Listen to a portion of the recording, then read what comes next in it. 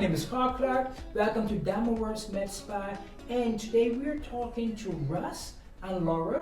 Russ and Laura are our interns, and we're talking about how and why is it necessary to get into this industry at this time.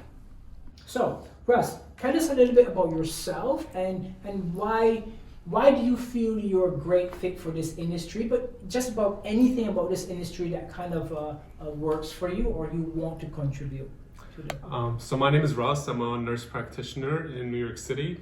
I currently work in a hospital. I work in a medical ICU, but I'd like to transition into the aesthetics industry because, for starters, what I like about the aesthetics industry is you see your results instantly, even though they take a little bit of time to kick in. So you see your work automatically and you know you're making a change right from the beginning. And I feel like aesthetics is the right industry for me because, one, I like the fact that it's a happy industry, and two, I feel like I can make other people happy as well. Awesome. So that's one of the reasons I like it. And I guess I just want to learn about it more as well. Okay, and then we have Laura. I love that answer. And then we have Laura. Laura, tell us a little bit about yourself and why you want to get into this industry. My name's Laura. I'm a physician assistant. I'm currently working in plastic surgery, and what I really like about aesthetics is I like addressing people's insecurities. I think a lot of us walk around with certain things bothering us, like whether it's a blemish or a wrinkle. Oh yeah. And although maybe no one else is seeing it, that person sees it in the mirror every day. And I think it's important to bring out individuals' inner beauty in any way that you can. And I think you can do that by doing little things to optimize someone's beauty and their characteristics that they already have and were born with. So, there's one question that I think our audience and our clients would love to know. What is the difference between a nurse practitioner and a physician assistant? Really, the difference is in the education. Mm-hmm. So I went to an undergraduate program where nursing wasn't an option. So I went to the physician assistant track because I knew I was going to do a graduate school program. So I couldn't start off as a nurse and take that path to become a nurse practitioner. So a lot of the difference is just in the education. I see. So as a nurse practitioner, first to become a nurse, obviously, I went to school for 4 years. I received my bachelor's in nursing. I worked in a medical ICU for 3 years, and then I went back to school to work on my master's. And how long did it take when you went back to school? Was it 2 years? So it was 2.5 years to get my master's to become a nurse practitioner. Awesome. And so as a nurse practitioner, do you feel that you're fulfilling some of the things that you want to do somewhat independently as opposed to just in a hospital with 10 bosses and really just being tugged around? Well, that's the beauty of it. As a nurse practitioner, you are an independent practitioner. And if you'd like, you can be your own boss. You can write your own scripts. You can treat patients as your own. And I know that Laura, the physician assistant industry, I think I had some numbers with me. There's not, as many physician assistants as there are nurse practitioners, and the physician assistant field, I feel sometimes is under attack, and it really should not be, because we have a team approach to medicine, right? We have the physicians, the PAs, the NPs, and we really work cohesively as a team to give the patient the best possible results that we can. And it's not that one is trained better than the other. There's no better. It's just medicine and what we do to enhance patient outcomes using medicine and using the different paths that we took to get here. Right. Awesome. All right, so let's roll back into beauty, because beauty is a happy industry. I love the industry. Russ, you've done a few treatments already. Mm-hmm. Can you say you've worked on someone in your family structure? So yes, actually, my first model was my mom. Okay. And I was kind of scary because she's your mom, and you're going to see her for the next few days or weeks, and you're going to hear about what you did wrong. Right. But surprisingly enough, she was very, very happy with her results, and this wasn't her first time getting work done, so she knows what to look for in imperfections. But there was an issue. What was the issue that she had prior to coming to us? Oh, so yes, that's a good point. She had Botox done in the past, and the injector unfortunately injected too low on the frontal muscles, and her eyebrows dropped. And we took an approach where we made sure to avoid those muscles to prevent the droop, but at the same time freezing her glabella muscles in the front. Right.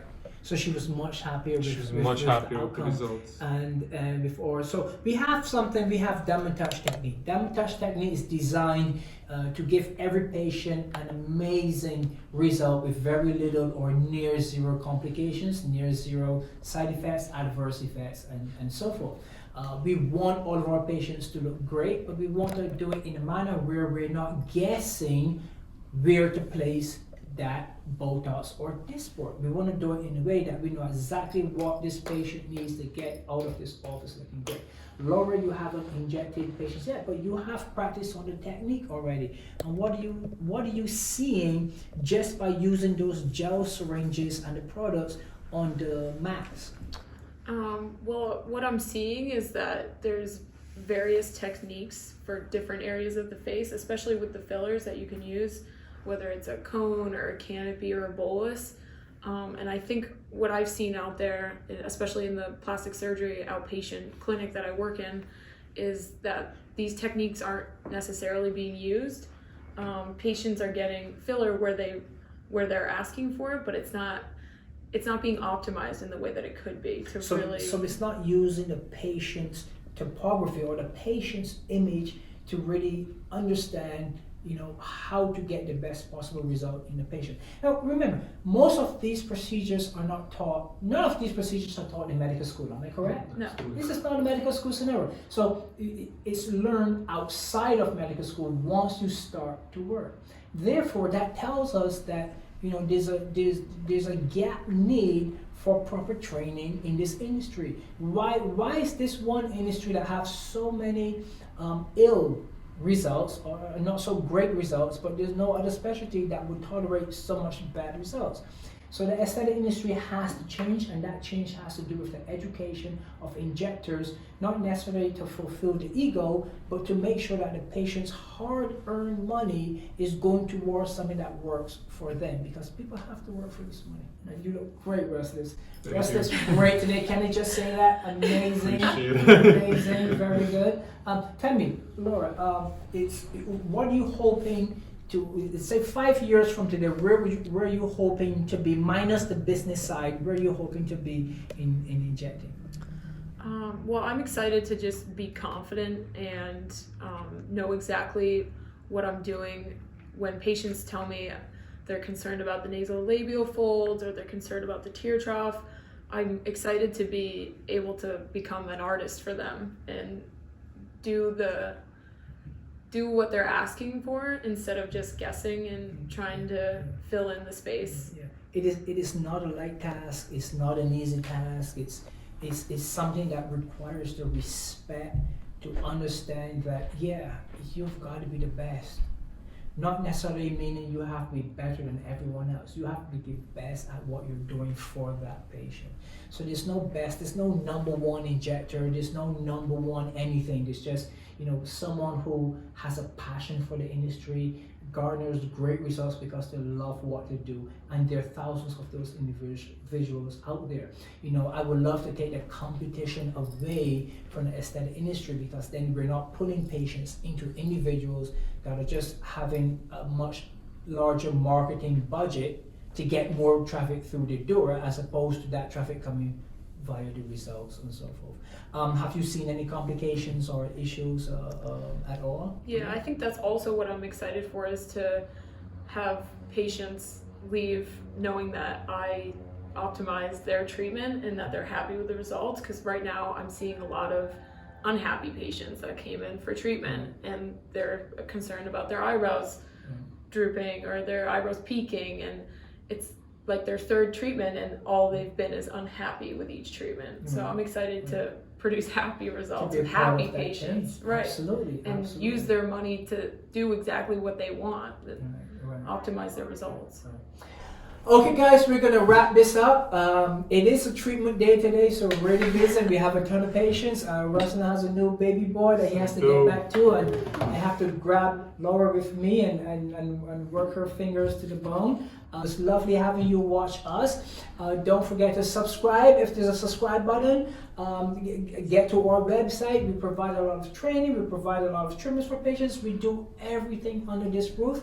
I will see you all later.